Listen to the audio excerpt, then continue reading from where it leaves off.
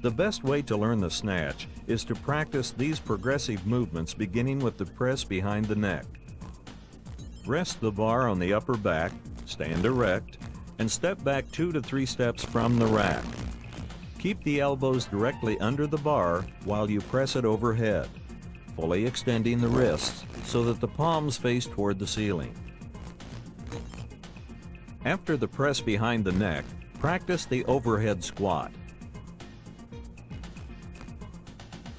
Raise the bar to arm's length and place the feet flat on the floor, shoulder width apart, with the toes pointed out slightly. Flex the legs and hips to lower the body until the tops of the thighs are at least parallel to the floor. Keep your eyes focused straight ahead and maintain a rigid but neutral spine position. Pause for a moment in the bottom position, then recover to a standing position. Next in the learning progression is the high hang snatch pull.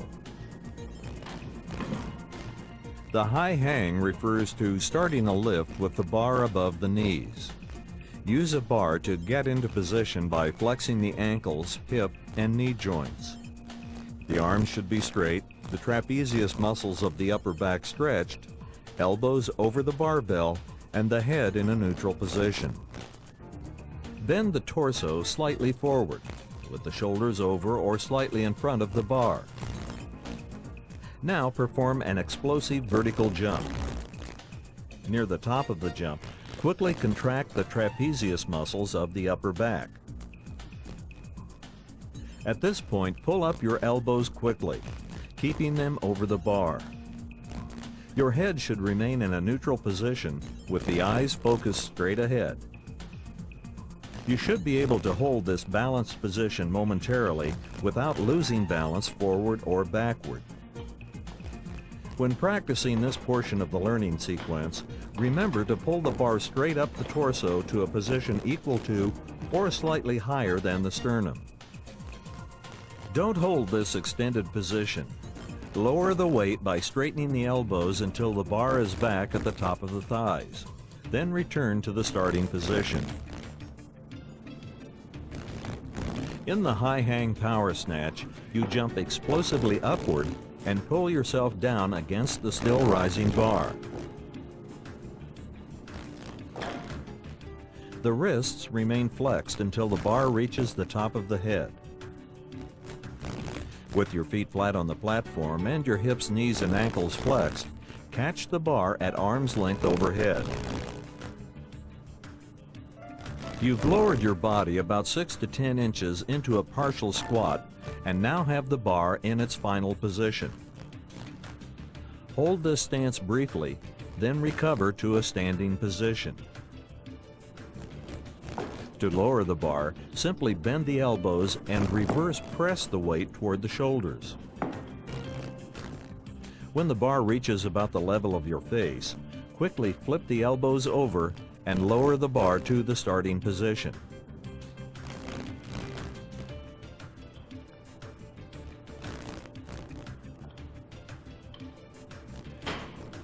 After several workouts from the high hang position, progress to the low hang pole with the bar just below the kneecaps.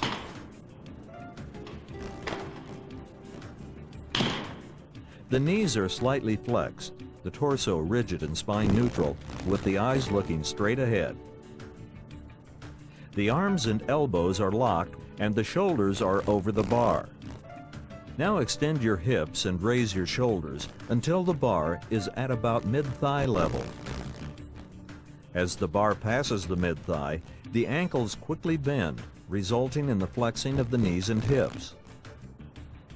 This lowering of the hips results in the bar touching the upper thighs or lower abdomen. Pull the bar as previously described, with the elbows pointed straight up. The bar is now lowered to the starting position and the lift is repeated.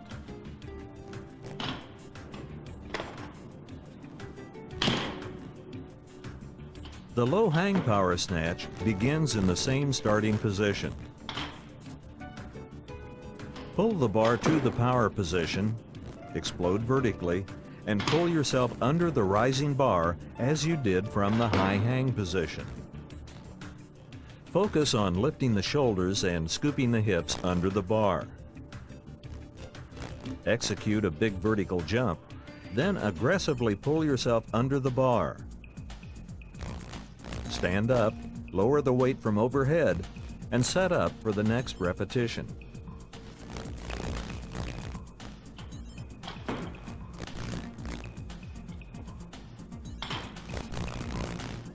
The last and easiest stage of the power snatch begins with the barbell resting on the floor.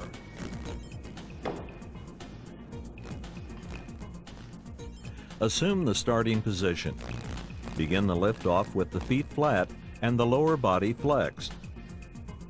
The shoulders are in front of the bar and the extended elbows are over the bar. The center of balance is toward the front part of the foot. Extend the knees and hips, pushing the floor away. The liftoff is not performed in a perfectly straight line. Rather, the bar moves slightly toward your shins as it moves upward. Your center of balance shifts slightly rearward to the center of the foot. The remainder of the lift is executed as you've practiced from the low hang and high hang positions. It's a good idea to practice this lift before attempting a full squat snatch.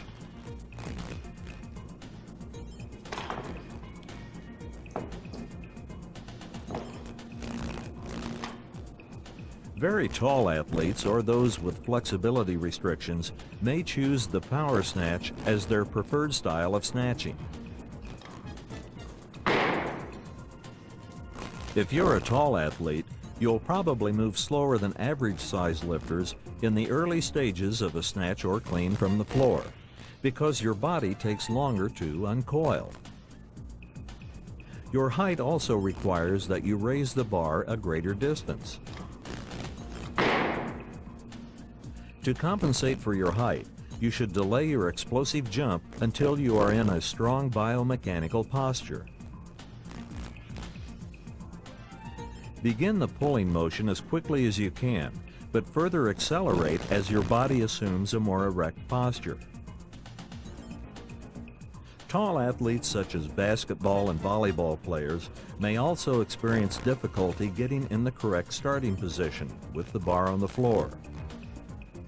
To avoid this problem, simply perform the snatch or clean from the high hang position. This allows for maximum force development in the shortest period of time.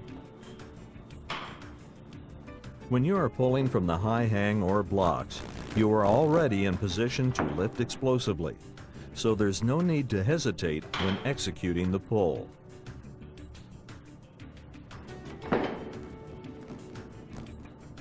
The tall athlete should avoid the common mistakes of prematurely contracting the trapezius muscles of the upper back, or bending the elbows slightly in an attempt to place the bar higher before jumping. Concentrate on getting your lower body in a good strong power position from which to jump. And don't try to lift the bar with your upper body.